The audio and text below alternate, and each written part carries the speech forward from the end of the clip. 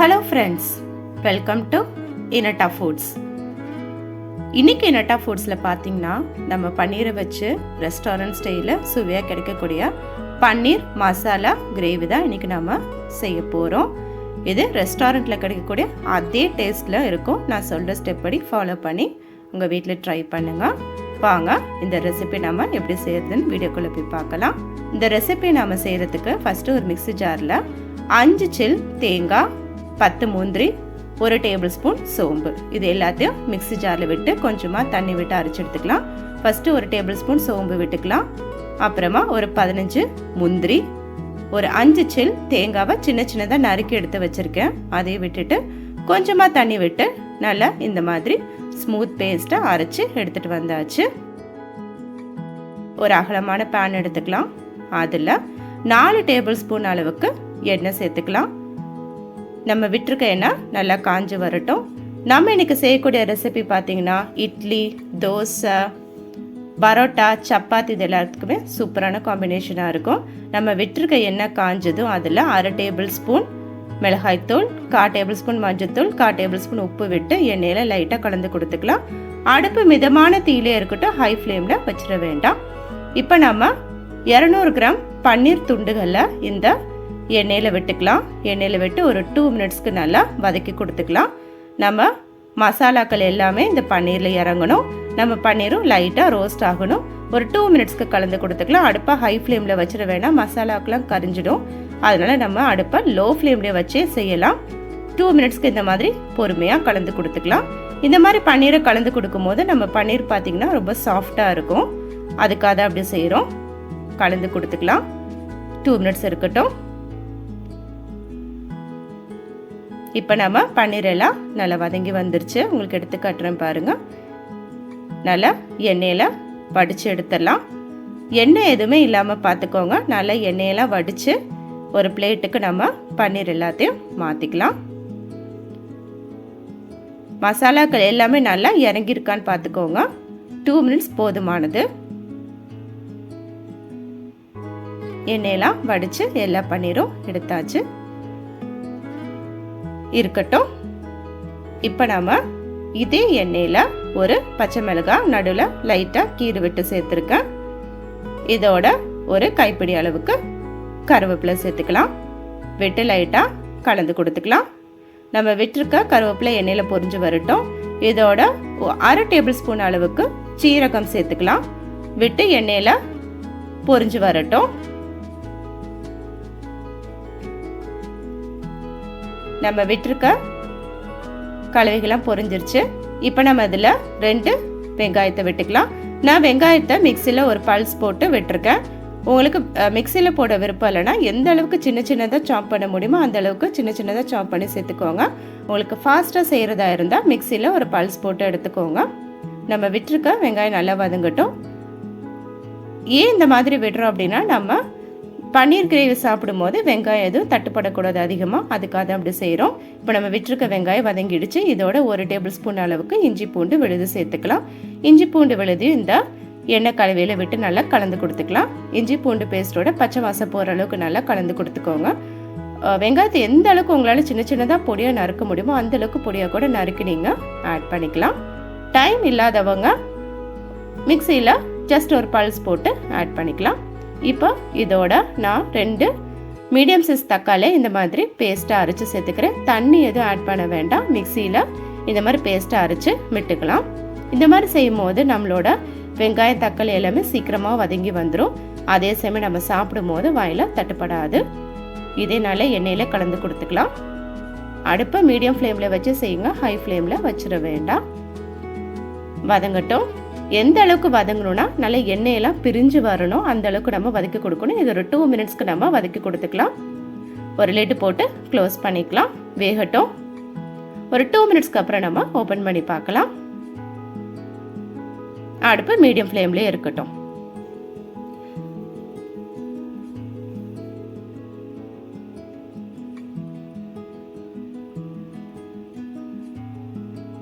வெந்துருச்சா open பண்ணி பார்த்துலாம். ஒரு 2 மினிட்ஸ் கழிச்சு ஓப்பன் பண்ணி பார்க்கும்போது பார்த்திங்கன்னா நல்லா எண்ணெய் பிரிஞ்சு வந்திருக்கு. இந்த அளவுக்கு நல்லா எண்ணெய் பிரியணும். லைட்டாக கலந்து கொடுத்து இப்போ இதோட ஒரு 1/2 டேபிள் ஸ்பூன் அளவுக்கு உப்பு சேர்த்துக்கலாம். ஏற்கனவே நம்ம பன்னீர் பொரிச்சு எடுக்கும் போது 1/2 டேபிள் ஸ்பூன் உப்பு சேர்த்துருக்கோம். 1 டேபிள் ஸ்பூன் மிளகாய் தூள் சேர்த்துக்கலாம். 1 டேபிள் ஸ்பூன் தனியாத்தூள் சேர்த்துக்கலாம்.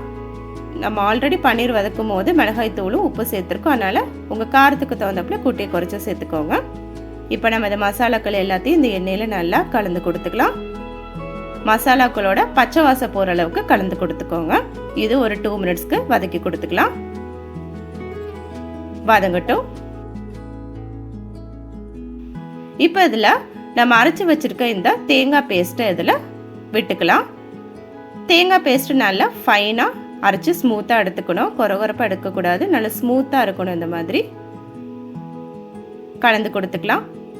தேங்காய் சேர்க்க விருப்பம் இல்லாதவங்க தயிர் ஆட் பண்ணிக்கோங்க. நம்ம மிக்ஸி ஜாரில் 1 கப் தயிர் விட்டு நான் சொன்னால் அந்த மெஷர்மெண்ட் அளவே போட்டு அரைச்சி எடுத்துக்கோங்க. ஆனால் தேங்காய் விடும் போது நம்மளுக்கு அந்த ரெஸ்டாரண்ட் ஸ்டைலோட டேஸ்ட்டு கிடைக்கும்.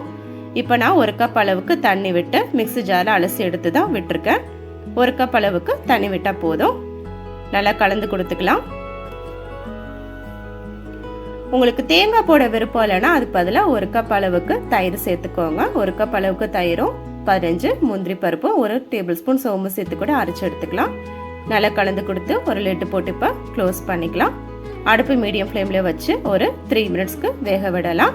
நம்ம விட்டுருக்க இந்த மசாலாக்கள் எல்லாமே நல்லா வெந்து எண்ணெய் பிரிஞ்சு வரணும். அந்த அளவுக்கு வேக விட்டுக்கலாம். வேகட்டும்.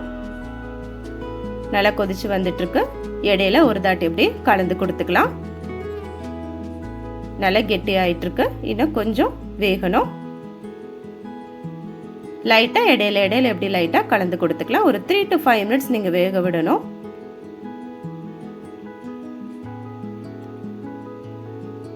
லிட் போட்டு க்ளோஸ் பண்ணிக்கலாம். ஒரு 2 மினிட்ஸ்க்கு இன்னும் வேகட்டும். நல்லா எண்ணெய் பிரிஞ்சு வரணும்.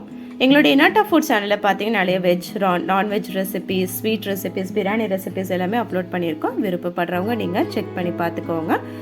செக் பண்ணி பார்த்து உங்கள் வீட்டில் ட்ரை பண்ணி பாருங்கள். ட்ரை பண்ணி பார்த்துட்டு உங்கள் ஃபீட்பேக்கை கமெண்ட் பாக்ஸில் தெரிவிங்க. இப்போ நம்ம லிட்டை ஓப்பன் பண்ணி பார்த்துடலாம். நல்லா கொதிச்சிருச்சு. ஒரு கலந்து கொடுத்துக்கலாம். மசாலாக்களை நல்லா வெந்து வந்துருச்சு. லைட்டாக கலந்து கொடுத்துக்கலாம். இப்போ நம்ம எடுத்து வச்சிருக்க இந்த பன்னீர் துண்டுகள் எல்லாத்தையுமே இந்த மசாலாக்களை விட்டுக்கலாம்.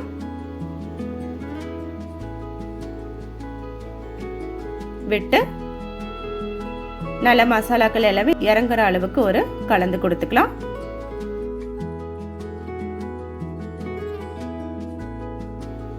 பன்னீர் பார்த்தீங்கன்னா ஒரு 5 மினிட்ஸ் வேகணும். இப்போ நம்ம லிட்டு போட்டு க்ளோஸ் பண்ணி அடுப்பு மீடியம் ஃப்ளேமில் வச்சு ஒரு 2 மினிட்ஸ் மசாலாக்கள் எல்லாமே பன்னீரில் இறங்குற அளவுக்கு வேக விட்டுக்கலாம். இருக்கட்டும். எங்களுடைய இனாட்டா ஃபுட் சேனலை ஃபஸ்ட் டைம் பார்க்குறவங்களா இருந்தால் சப்ஸ்கிரைப் பண்ணிக்கோங்க. சப்ஸ்கிரைப் பண்ணிவிட்டு பக்கத்தில் இருக்க பெல் பட்டனை கிளிக் பண்ணிக்கோங்க. அப்போ தான் நான் டெய்லி போடுற வீடியோஸ் எல்லாமே உங்களுக்கு நோட்டிஃபிகேஷனாக வரும். 2 மினிட்ஸ் ஆச்சு. இப்போ ஓப்பன் பண்ணி பார்த்துடலாம். பாருங்கள், நம்ம பன்னீர் எல்லாமே நல்லா மசாலாக்கள் இறங்கி இருக்குது. நல்ல எண்ணெய் பிரிஞ்சு வந்திருக்கு. அதிக நேரம் பன்னீர் வேக வைக்கக்கூடாது. மேக்ஸிமம் 5 மினிட்ஸ் தான். 2 மினிட்ஸ் வேக வச்சுருக்கோம். இப்போ ஓப்பன் பண்ணி நம்ம இதில் 1/2 table spoon garam masala, 1 table spoon butter விட்டுக்கலாம். பட்டர் கண்டிப்பாக விட்டுக்கோங்க. அப்போ தான் நமக்கு ரெஸ்டாரண்ட் ஸ்டைலில் சாப்பிடக்கூடிய டேஸ்ட்டில் இருக்கும். 1 டேபிள் ஸ்பூன் அளவுக்கு கசூரி மேத்தி சேர்த்துக்கலாம். கசூரி மேத்தி இல்லாதவங்க கொத்தமல்லி விட்டுக்கலாம். ஆனால் கசூரி மேத்தி சேர்த்து செய்யும் போது நமக்கு ரெஸ்டாரண்ட் ஸ்டைலில் கிடைக்கக்கூடிய அந்த டேஸ்ட் கிடைக்கும். அதனால் பட்டரும் கசூரி மேத்தியும் முடிஞ்ச அளவுக்கு சேர்த்துக்க பாருங்கள். கலந்து கொடுத்து ஒரு லிட்டு போட்டு க்ளோஸ் பண்ணி அடுப்பு மீடியம் ஃப்ளேமில் வச்சு ஒரு 3 மினிட்ஸ்க்கு விட்டுக்கலாம். 3 மினிட்ஸ் விட்டதுக்கப்புறம் நான் உங்களுக்கு ஓப்பன் பண்ணி காட்டுறேன். இது ஒரு மஸ்ட் ட்ரை ரெசிபின்னு சொல்லுவேன். நீங்கள் ஒன் டைம் உங்கள் வீட்டில் ட்ரை பண்ணி பாருங்கள். இது பரோட்டா, சப்பாத்தி, இட்லி, தோசை அது மட்டும் இல்லை, வெரைட்டி ரைஸஸ் கூட இது சூப்பரான காம்பினேஷனாக இருக்கும். 3 மினிட்ஸ் ஆச்சு. ஓப்பன் பண்ணி பார்த்துடலாம். பாருங்கள், பட்டர் எல்லாமே நல்லா உருகிடுச்சு. நம்ம பன்னீரும் நல்லா சாஃப்டாக வெந்துருச்சு. மேக்ஸிமம் 5 மினிட்ஸ் தான் டைம். அதுக்கு மேலே விட்டுறாதீங்க பன்னீர் வேகிறதுக்கும். நல்லா எண்ணெய் பிரிஞ்சு வந்துருச்சு பாருங்கள். நம்ம பன்னீரும் நல்லா சாஃப்டாக குக் ஆகிடுச்சு. நம்மளோட தக்காளி, வெங்காயம் எதுவுமே தட்டுப்படல பாருங்கள். இந்த மாதிரி ஸ்மூத்தாக இருக்கணும் நம்மளோட கிரேவியோட கன்சிஸ்டன்சி. இப்போ நம்ம இதை ஒரு சூடான பரோட்டாவோட சர்வ் பண்ணிக்கலாம். நான் இன்னைக்கு கோதுமை பரோட்டாவோட தான் சர்வ் பண்ணுறேன். நம்ம பன்னீரோட இந்த மசாலாக்களோட சர்வ் பண்ணிக்கலாம். நம்மளோட சுவையான அதே சமயம் கமகமக்கும் வாசனையோட ரெஸ்டாரண்ட்டில் கிடைக்கக்கூடிய அதே டேஸ்ட்டில் பன்னீர் மசாலா கிரேவி ரெடி ஆகிடுச்சு. பாருங்கள், பார்த்தாவே உங்களுக்கு தெரியும் பன்னீர் எல்லாமே நல்லா சாஃப்டாகவும், நம்மளோட கிரேவி பார்த்திங்கன்னா ஸ்மூத்தாக இருக்குது, ஸ்மூத் கன்சிஸ்டன்சியில் இருக்குது. நம்ம ரெஸ்டாரண்ட்டில் கிடைக்கக்கூடிய அதே கன்சிஸ்டன்சியில் இருக்குது. பாருங்கள், இதை நீங்களும் உங்கள் வீட்டில் ட்ரை பண்ணி பாருங்கள். ட்ரை பண்ணி பார்த்துட்டு உங்கள் ஃபீட்பேக்கை கமெண்ட் பாக்ஸில் தெரிவிங்க. மீண்டும் உங்களை அடுத்த ரெசிபியில் மீட் பண்ணும் வரை பாய், டேக் கேர்.